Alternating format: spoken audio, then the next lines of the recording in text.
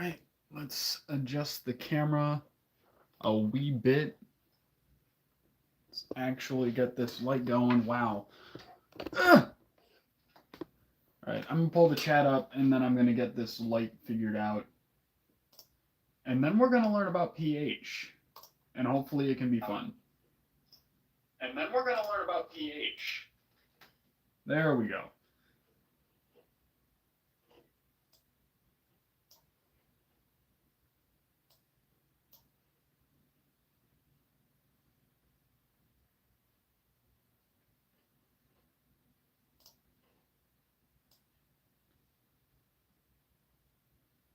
Okay, where is my chat room?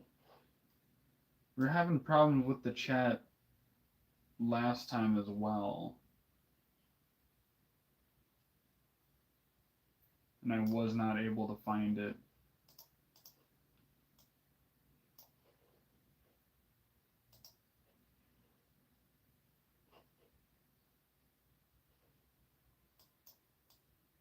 All right, Big Sad, give me a second.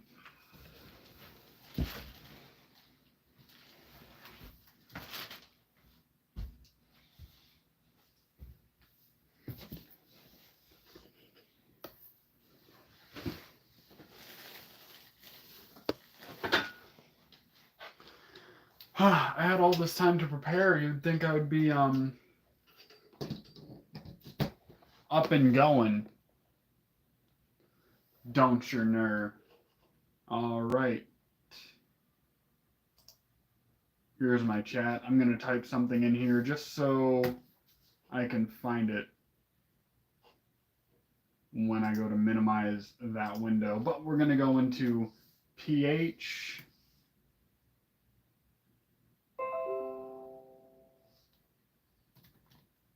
So let's just find out what it means, maybe a dictionary definition, and just kind of run through this whole shebang, go over that quickly, and then hopefully we can learn how it affects water and also how it affects soil.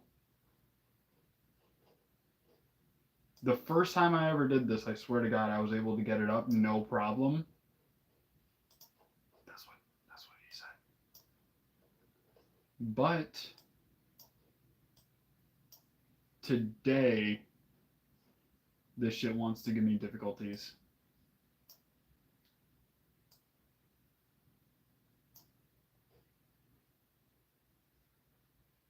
But I do have the scale pulled up. Boop.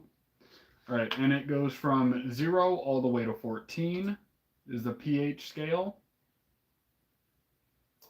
Pure water has a pH of 7 at 25 degrees Celsius, meaning it is neutral. When acid is dissolved in water, the pH will be less than 7, while a base or alkali will have a pH greater than 7. A strong acid, such as hydrochloric acid, at concentration of 1 mol/dm has a pH of 0, while a strong alkali like sodium hydroxide would be on the opposite end of the spectrum, so 14. Jesus Christ, what is my battery at? No. I do have my charger, but it's really fucking stupid that I have to do all this stuff because I just neglected my responsibilities as a streamer and content creator. So, kind of went over the meaning. And since most people probably don't know how it affects soil more than how it affects water, we're going to go into that first and see if I can find my laptop charger around here. Oh shit.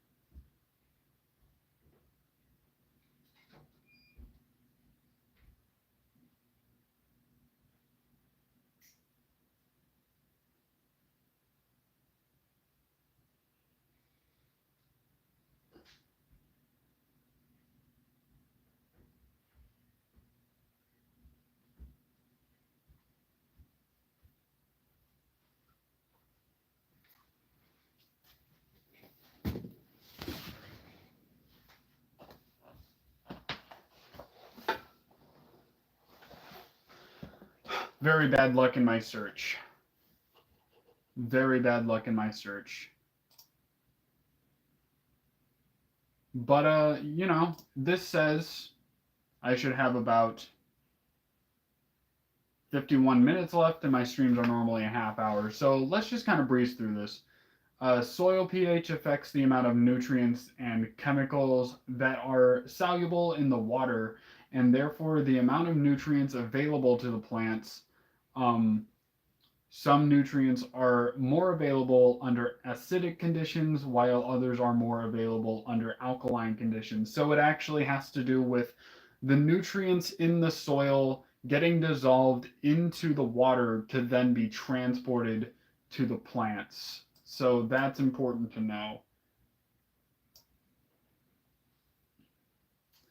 So the iron and magnesium and phosphorus and all the other macronutrients or micronutrients rather will be dissolved into the water, sent to the microbes, and then therefore sent to the plants.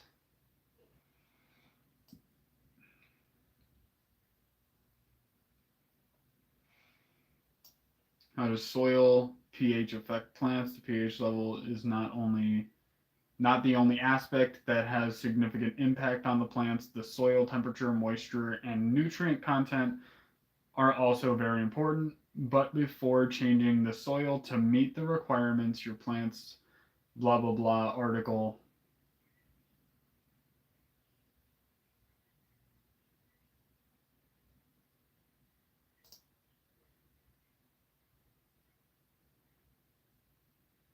So what pH do you guys use? Because I normally go for a pH of 6, but as long as it's in between 5.5 and 6.5, I normally achieve really good results.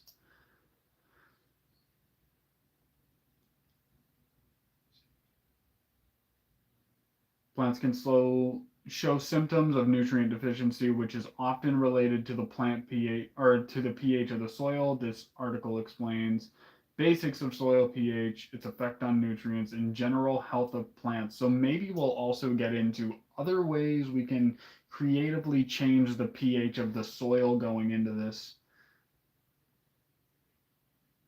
The pH of the soil measures acidity or alkalinity, basically indicates how sour or sweet the soil is, which is terminology I haven't heard of while talking about soil, but I suppose it makes sense. The pH scale ranges from 0 to 14, with 7 being neutral. Values of over 7 or below 7 indicate acid, while above 7 is alkaline.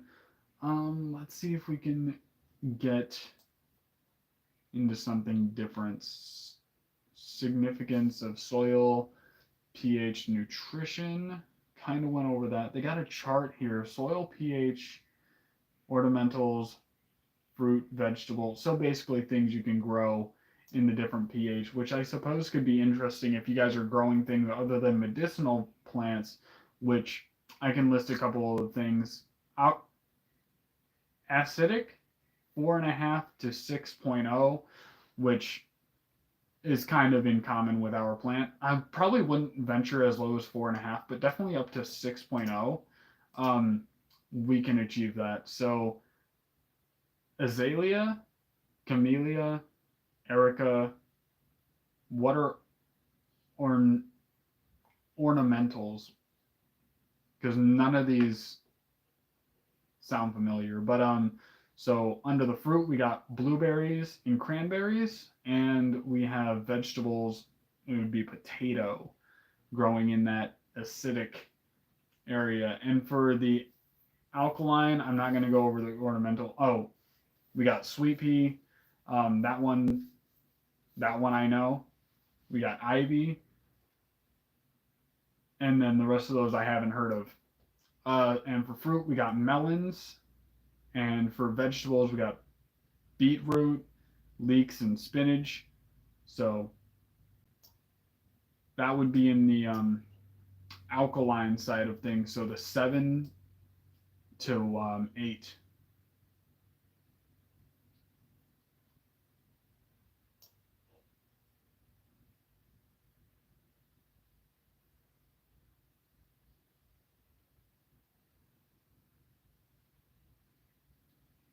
each 10 liter to each 10 liters mix in 1 cup of.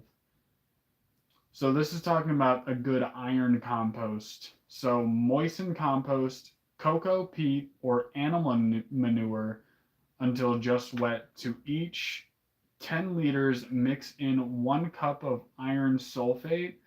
Dig holes 20 centimeters deep around the root zone of the plant and compact the iron compost into the holes. Use 3 holes for a rose bush and up to 8 holes for a big shrub.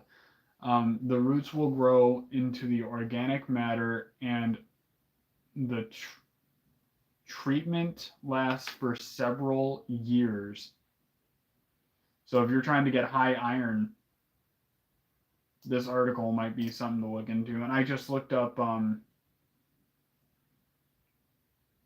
the simple search terms, but Department of Primary Industries and Regional Development is what this article is under. Let's see if we can find some other cool compost combinations or solutions. Pest disease and soil pH.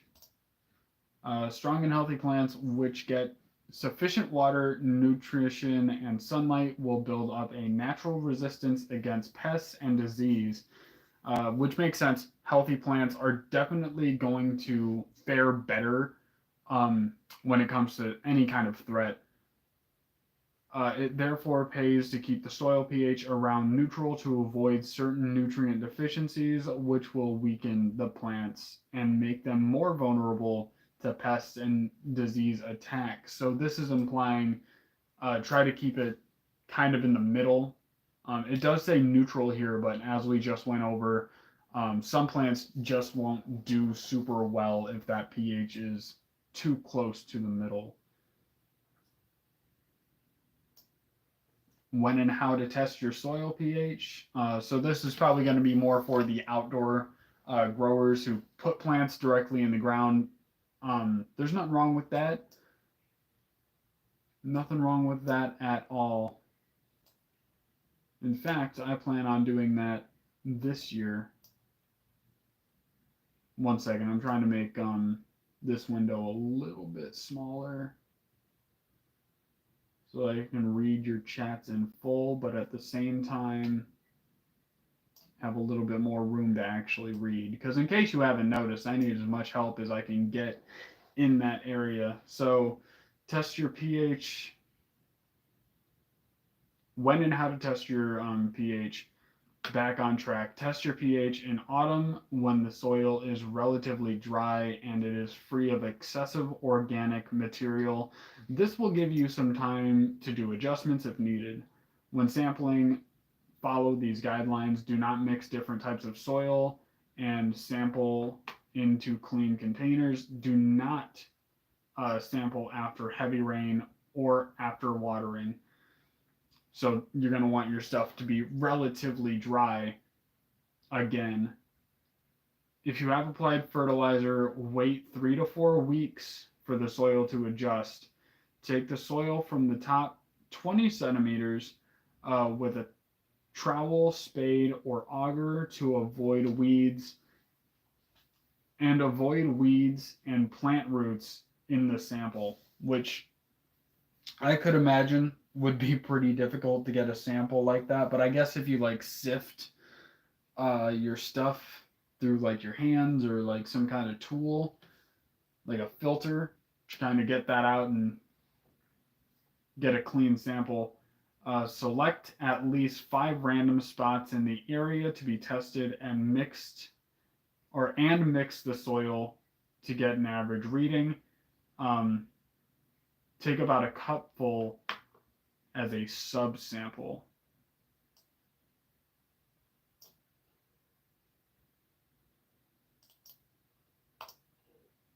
Inexpensive soil pH test kits are available from any garden centers and give home gardeners an approximate reading.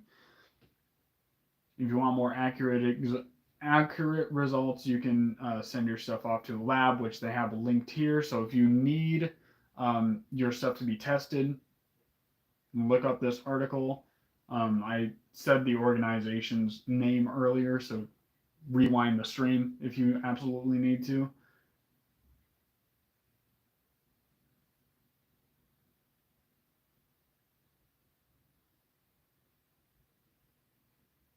And then they talk about calcium chloride, which is what they're actually looking for. Laboratories may report a pH reading in water H2O or in 1,5 calcium chloride CaCl2 reading in calcium chloride are considered a better indicator of acidity.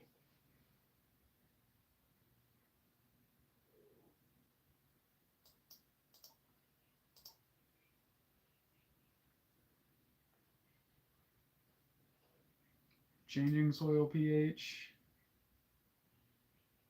acid soils, alkaline soils. So we're going to finish this portion up to increase, thanks for the like, by the way, to increase the pH by 1 point, apply dolomite lime at 100 grams per square meter.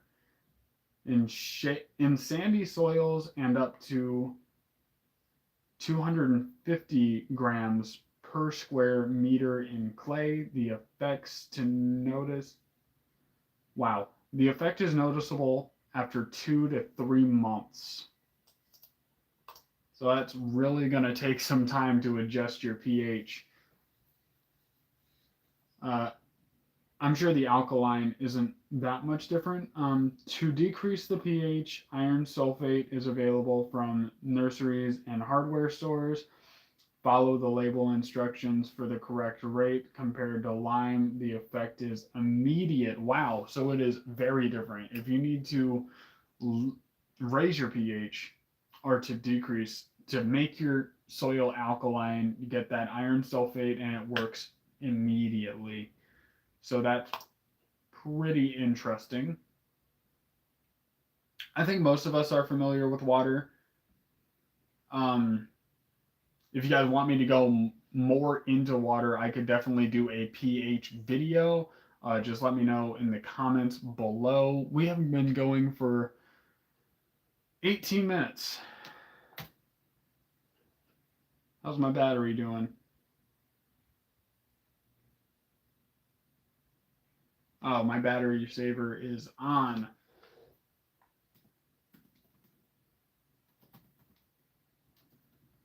Wow.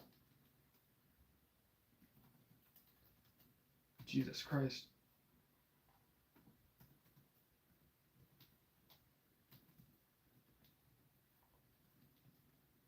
We might as well go into water. The pH of water affects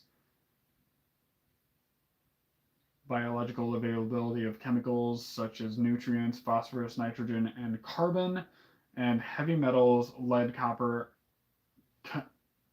cadmium. The toxicity of heavy metals in water. Heavy metals in the water with lower pH tend to be more toxic, while high pH make heavy metals less available and therefore less toxic. Very interesting. The effectiveness of disinfectants like chlorine. Increased pH levels decrease the effectiveness of disinfectants. So that's also interesting. Wow, pH is pH is interesting. The corrosion of dissolution of metals in dissolution of metals into water, increasing toxicity levels and reducing water quality. Most chemicals and biological processes in water, different species flourish within different ranges of pH, with the optima for most aquatic organisms falling between pH 6.5 and 8.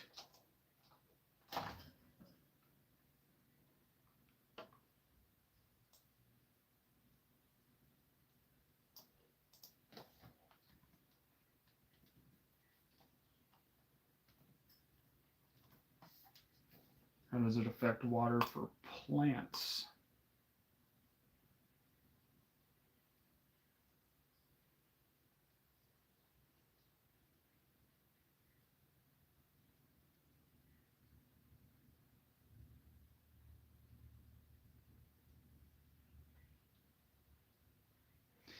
It's pretty much exactly the same as soil, except with the water, it's a lot easier to adjust because whether you're going up or down, thanks for the like, by the way. Whether you're going up or down, the results are immediate because you're dissolving something directly in the soil, whether it be a liquid solution like I use or some kind of powder that some people use. Acidic water, pH below 1 or below 7, all the way down to 0.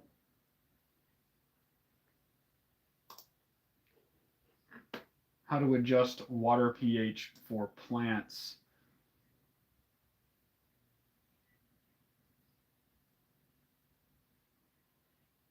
Let's see if we can find some little tricks in here to adjust our own pH, maybe with some interesting methods. So baking soda is listed here. One simple way to increase pH in water for plants is by using baking soda, also known as sodium bicarbonate, is a readily available household item that can be used to raise the pH level in your water. So if you're looking to raise your pH in your water right now, grab some of that baking soda that you use to wash your plants and go ahead and adjust your pH with it in a pinch, or if you just prefer buying a bunch of Arm & Hammer, you can do that as well. I'm not going to shame you for it, brother.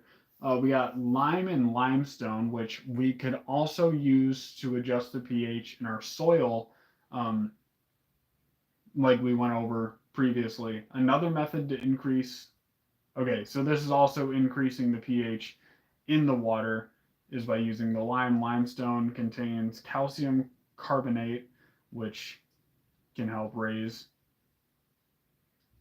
neutralize the acidic water. Crushed eggshells. I've never heard of this one. It's a new method for me. Anyone ever use crushed eggshells? Excuse me. If you prefer a natural method, you can also use crushed eggshells to increase the pH in water, it says here. To use the eggshells, collect and rinse them thoroughly to remove any residue. Allow them to dry completely before crushing them into small pieces. Add the crushed egg cells to a container of water and let it sit overnight. The water will absorb the calcium carbonate from the eggshells, increasing its pH level. That's pretty effing cool. So this one takes a little time. You're gonna have to let it sit overnight with the crushed eggshells sitting in the water, it looks like. But this would be a cool experiment for a pure organic run. Glad I caught this. Daughter was up late last night. Yeah, she was up late. And I got super tired.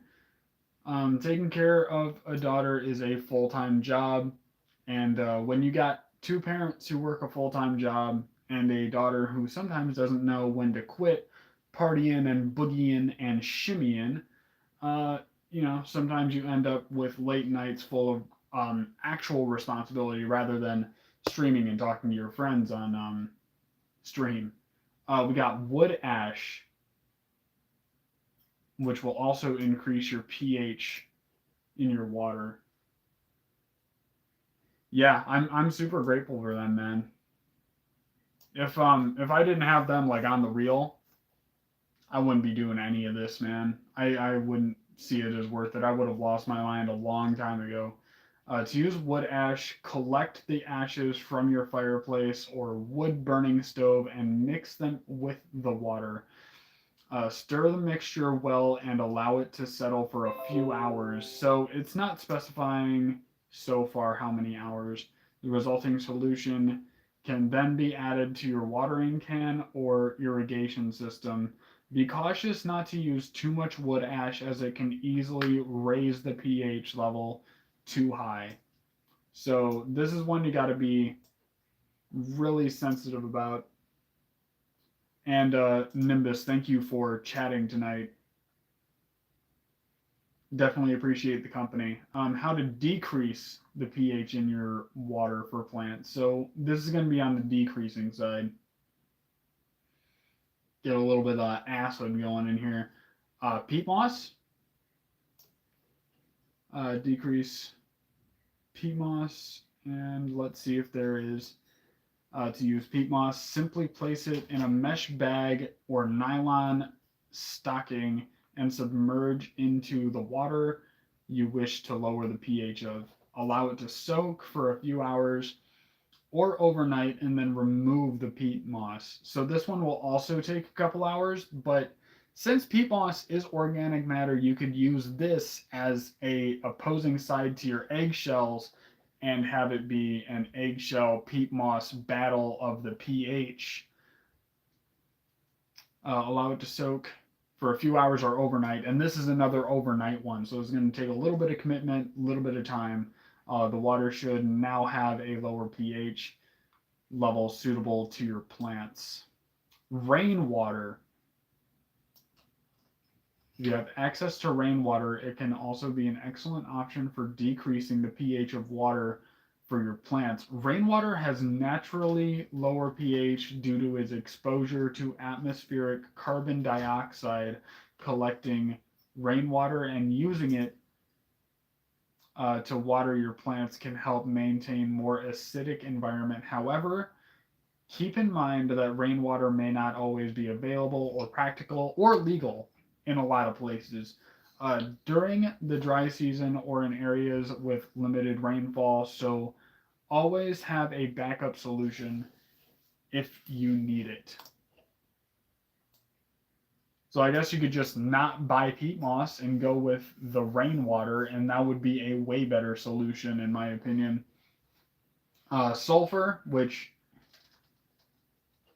the brand Earth Juice makes what they claim is an organic pH up and down, but there's always some. They're always sold out on Amazon for some reason. So it could be just that they're a super popular product that is very niche.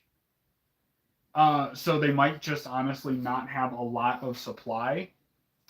But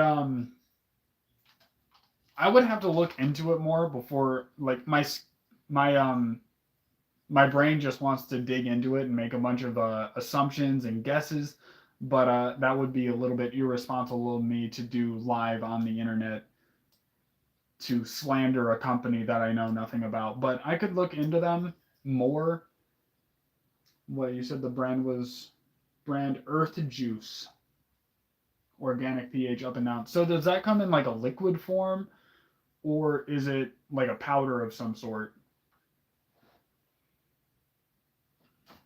And then it goes into how to measure it, which we have tools or liquid for that, which the liquid is more accurate and doesn't need to be recalibrated and all that stuff. But at the same time, you're buying bottles all the time and it can just turn into a huge mess. So pick your poison. Do you want to buy a pen that you need to maintain or do you want to buy liquid continuously? Yes, it is liquid form. Fantastic. I actually do like liquid pH up and down. I find them a lot easier to use, especially when you like learn your water that you're dealing with. It's really easy to get it just consistently the first time, every single time, getting the pH where you need it to be or where you want it to be. If you have a lot of different pH readings, it can obviously be a lot harder to narrow them down where they need to be, but I just got the Apira pH pen recently and I really like it. Came really nice in a really nice case and feels professional. Heck yeah, man. I mean, the reason I got one is because I'm thinking about starting like a cannabis consulting, like low key meeting up with people one on one and teaching them how to make gardens or make them a little bit better.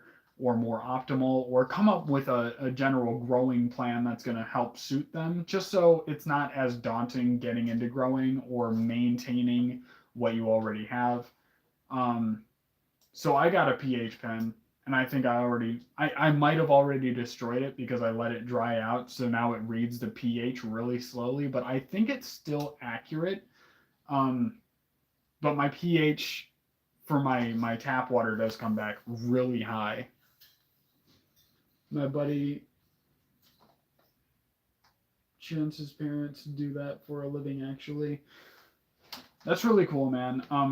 The guy who actually inspired me wanting to go into a consulting business of any sort was and I haven't started yet, mind you, but the guy who does whitetail habitat solutions. I don't know if you guys have ever heard of him, but he does whitetail consulting all over the country. I've got a blue lab pen, super accurate. Haven't been using it, although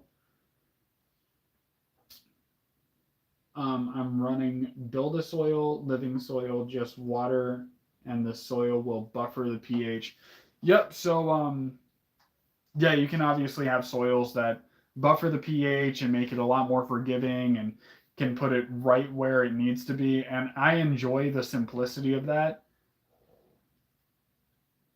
A nice stone night. I am beyond stoned. So I am right there with you guys. I picked up some cookie butter breath is the strain I picked up.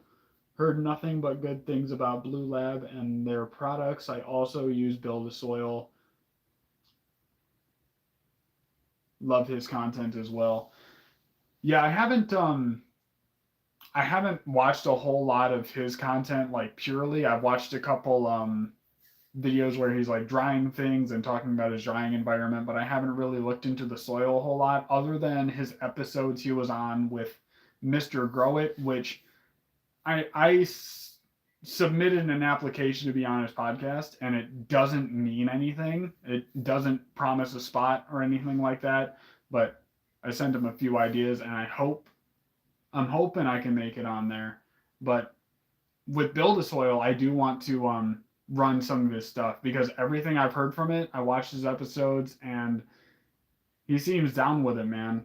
And I'm really excited to get the soil and learn what I can learn from it. But that's all going to come with time. I'm on my second run with my Build a Soil. Love it. Yeah, I hear nothing but good things from them.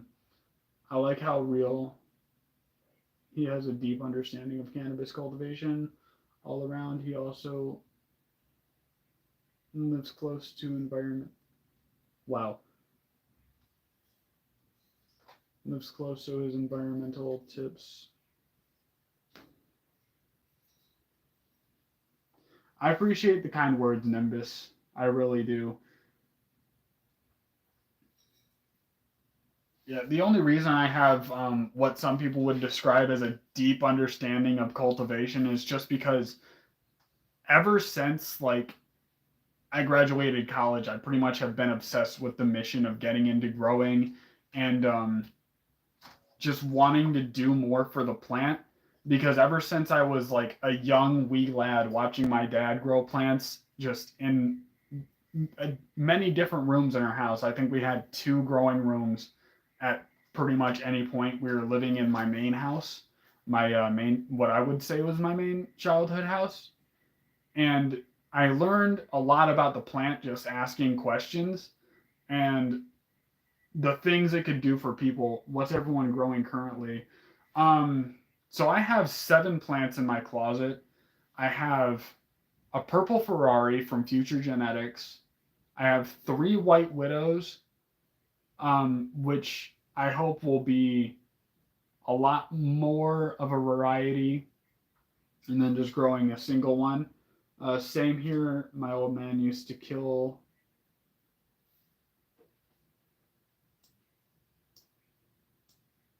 Sorry, you guys is okay. Same here, man. My old man used to kill that DWC back in the day. Wow. What is DWC? I'm confused. I'm growing Grim Truffle and Aquifer XX from Brothers Grimm Seeds. So I've heard of them. I'm a little bit familiar. My battery in my PC is running low. Jeepers creepers. But what I got the Purple Ferrari, Future Genetics. I got 3 White Widows. I've got 2 cherry cookies, and then I have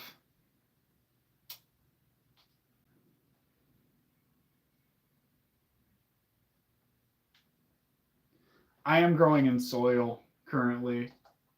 Growing in hydro seems like it's high risk, high reward. And I have 1 cookies and cream, and that's my lineup. Direct water current. Word. Yeah, no, my dad's always grown in peat moss. But the more I learned about the plant, and then naturally learning about the plant, I very quickly learned about its illegality and the controversies behind it and just the history. And I set myself out on a mission. I'm growing soil, but would love to try others as well. Hell yeah, nice lineup, 420 Express. Yeah, man. I think it's a pretty good lineup. I'm really excited about those cherry cookies, and I'm also very excited about the cookies and cream because I did not get a lot off of it. Growing hydroponics, it's like saying grow. I've also never heard grow, so I'm glad I'm getting the slang in. I heard good things about Brothers Grimm. I also have heard good things about Brothers Grimm. I can't remember if I mentioned that before. Yeah, I'm excited. I actually gave my dad a seed of cookies and cream, and I also gave him a seed of Blue Mystic. And I didn't get a lot off the cookies and cream. I think I got an ounce from him. And I didn't get anything of the Blue Mystic. And I planted the last seed of the Blue Mystic, and it sadly passed away. So it's going to have to wait for another time and probably another year, not going to lie. They're about 1 foot tall in veg, and they are super smelly already. Hell yeah, man! I love smelly veg plants. Usually, whenever I have like super smelly veg plants, they end up being very smelly flowers. I got a raspberry ripple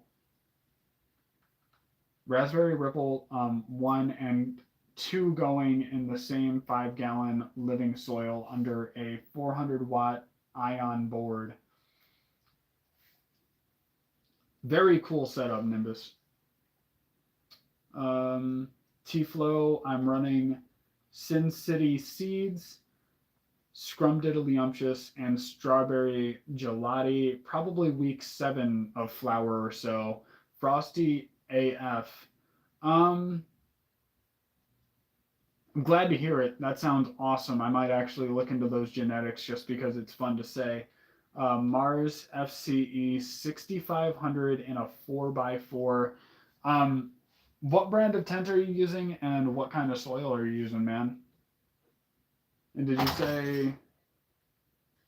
And what size pot do you flower in? In a 4x4.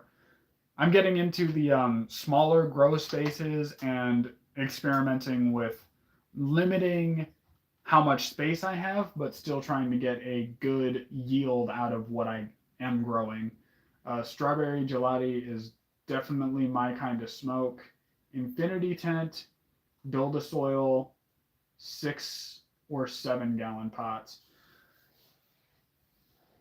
I flowered in 7 gallon pots, but I flowered in 7 gallon pots with plants that should have been in like a 15 gallon pot. I ran into having too small of a pot around week 6, and then from there it just went way down. Do you guys test your soil pH?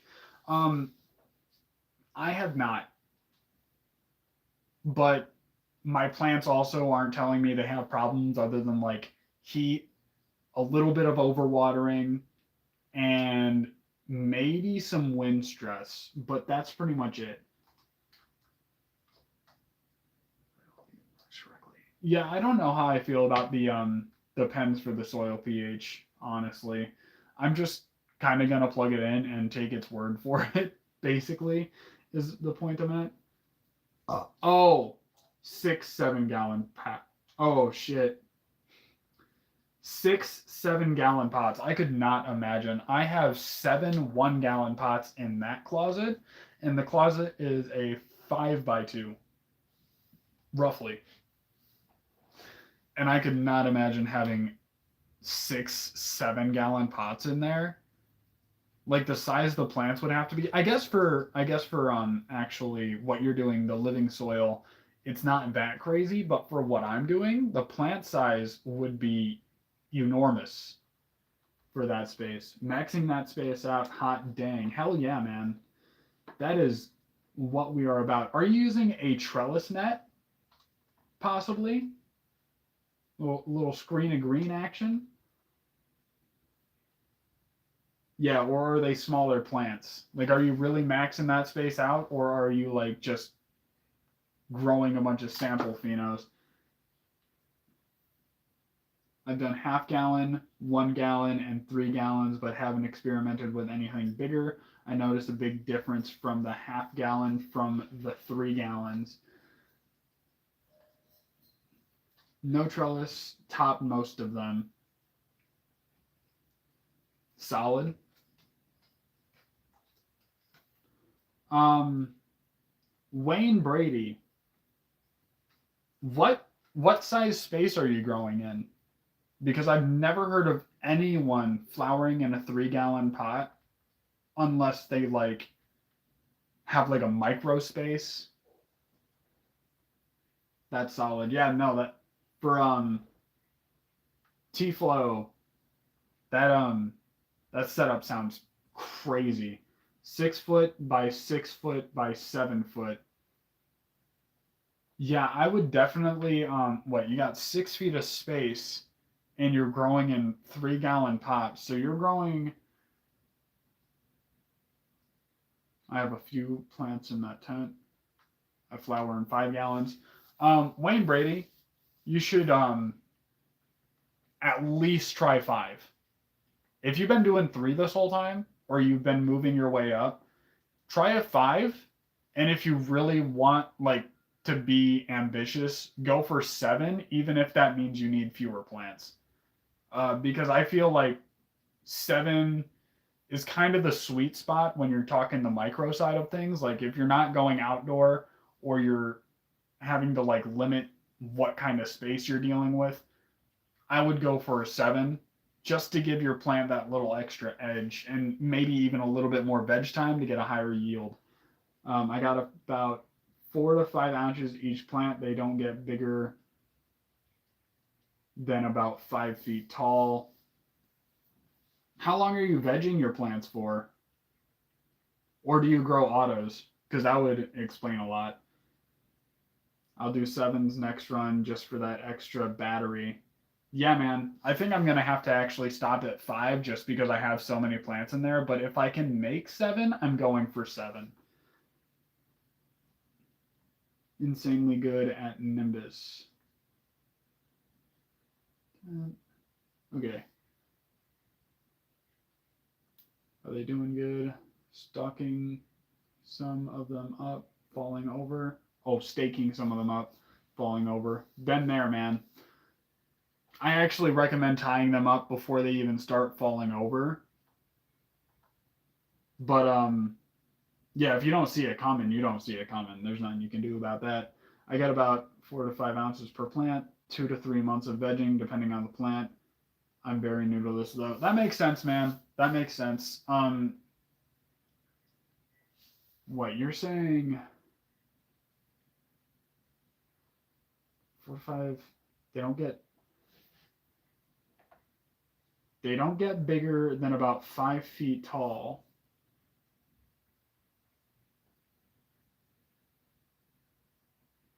And you're growing 5 foot tall plants in a 3 gallon pot.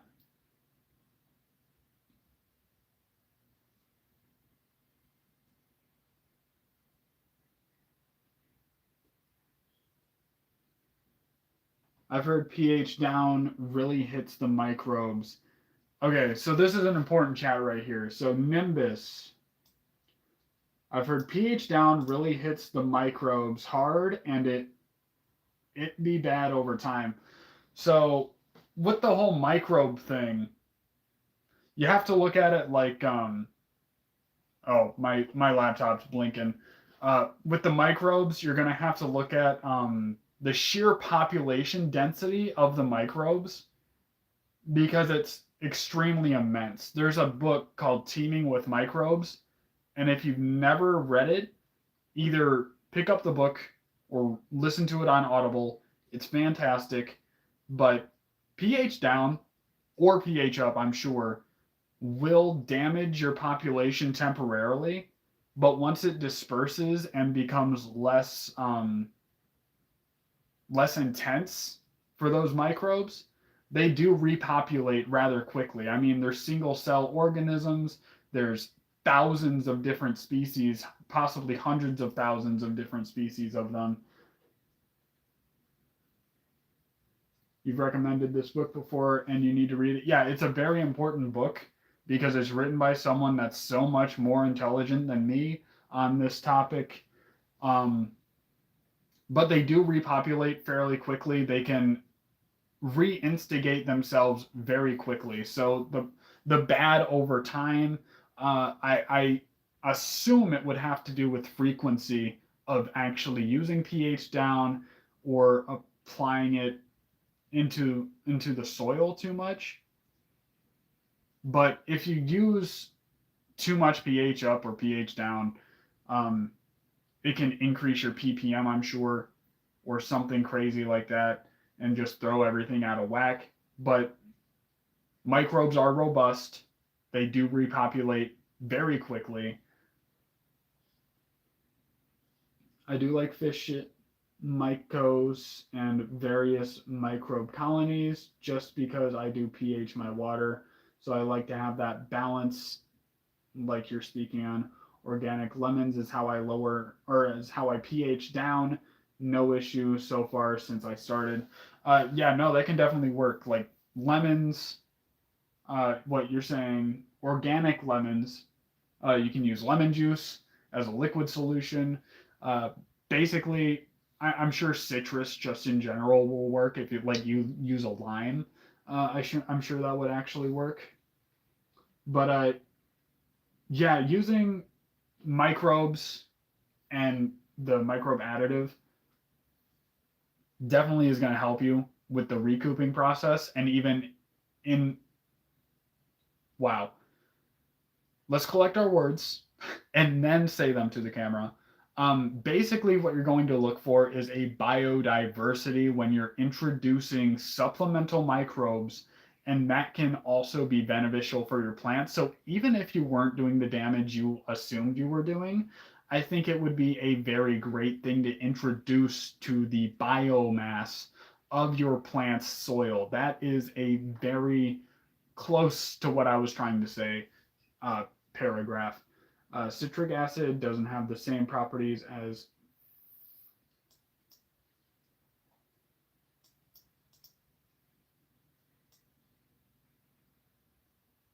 phosphoric acid, and I've heard microbes can actually eat parts of citric acid.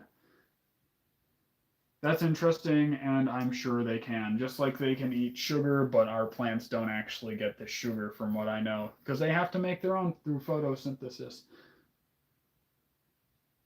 Letting your soil dry out too much will also kill the microbes. Yes, they will go dormant if you have dry soil or cold soil or anything like that. They will go absolutely dormant and a lot of them will die. So it's going to take a while for that to recoup. Like the more damage you do, the longer it'll take to recoup. But everything has microbes on it at some capacity. Like your body has multiple zoos of just biomass and microbes and bacteria. That is so true. My buddy has logically made a mushroom naturally soil running. He's running and he let it dry out and it did not respond well at all. Yes, the extreme environments, one way or the other, for pretty much everything, is going to ruin what you have going to a certain degree. until it's corrected.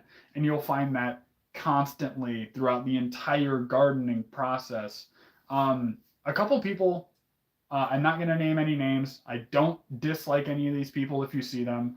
But people who like to use the term green thumb to describe someone who's really good at gardening and really good at what they do, that kind of bothers me at a certain level. I don't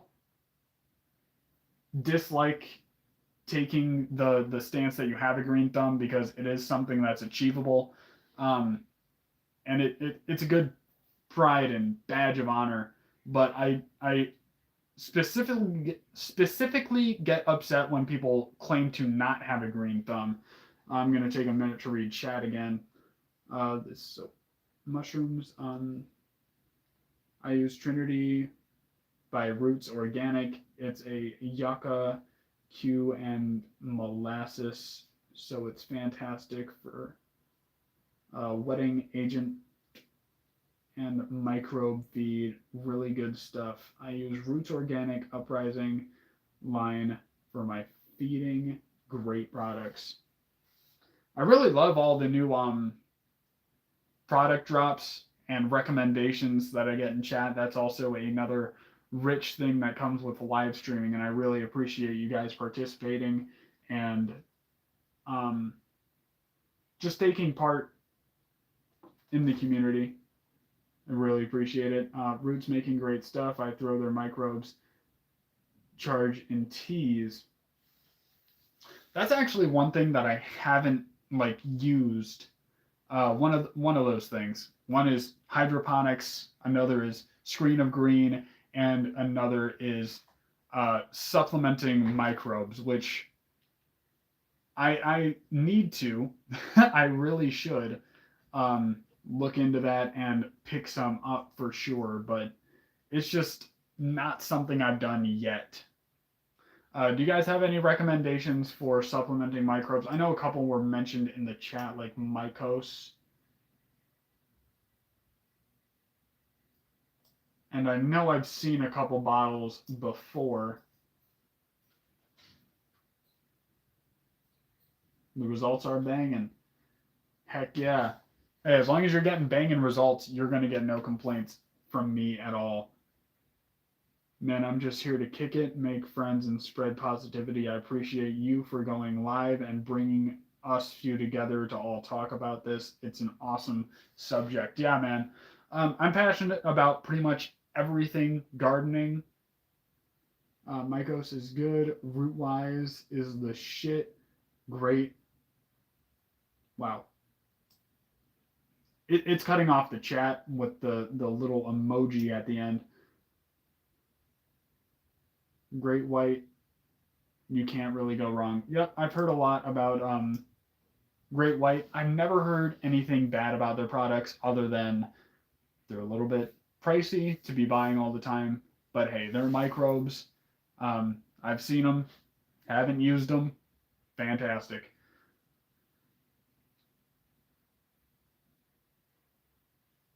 But anyway, where I was going with talking a minute ago, I love everything gardening.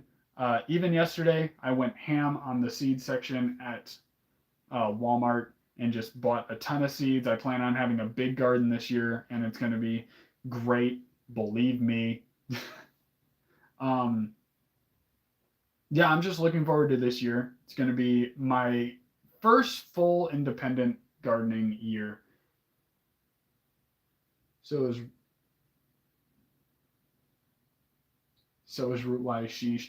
Yeah, I just haven't heard a lot about them. The name doesn't sound familiar, so I didn't really point them out. Great White is just everywhere you look. I've only used Great White, and I love it. Yeah, a lot of people have only used Great White, man, and there's a reason. It's like why is C4 pricey? Yeah, just I mentioned that a minute ago. They can be a little bit expensive, but hey, if their product is worth the price, I mean, why else would people be buying it? Maybe there is something in that Great White that's a little bit different. than everyone else, or it hasn't been long enough for anyone to find out that it's just the same old stuff everyone else is using. One of those two things is going on. But hey, we've been going on for almost an hour. If you have not yet, and you actually like the conversation and you want a guaranteed spot in these live streams, hey, leave a like and also hit the subscribe button. Not to say that I wouldn't use anything else, I just haven't been growing long enough to find out yet. That's a problem I run into a lot also when gardening. Extreme gardening Mycos, because you can get the standard dry Mycos for transplanting and the Mycos WP for water supplement. Very, very cool. So they do both in their double agent. That's pretty cool. Hey, if you guys want to join the new show I've been doing, the Saturday morning show, Coffee with Cannabis, you're going to hit that join button right next to where the subscribe button used to be, and you'll get exclusive member podcast episodes, exclusive content, and also what? What was I about to say? Early access to videos. So if you want that, go and hit the join button. You'll get that Express membership, and you'll be an Express member to Cannabis Express 420. I like Extreme Gardening Micro because you can. Yep, I already read that one. Yep. But yeah, the not gardening very long thing that Wayne Brady was talking about, that's a lot of my problem too, is just not enough time has gone by for me to be exposed to everything. And also not enough time has gone by for me to collect enough money to want to buy all of the stuff I want to buy. So nice chatting with you, dude. Yep. Cannabis Express 420, T-Flow, and Wayne Brady, and Nimbus, thank you very much for joining. I will see you guys next time. I'll probably be putting up another poll, and if not, I will go to one of the other options that the previous poll was. So if you want to know what those options were, go ahead. You can still vote on it on my community tab on my channel.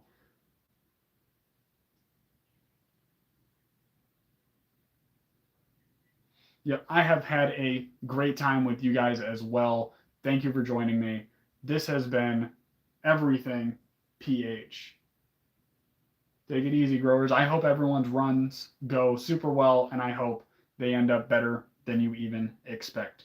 But I'm actually going to sign off with that. So goodbye, guys. Thank you very much.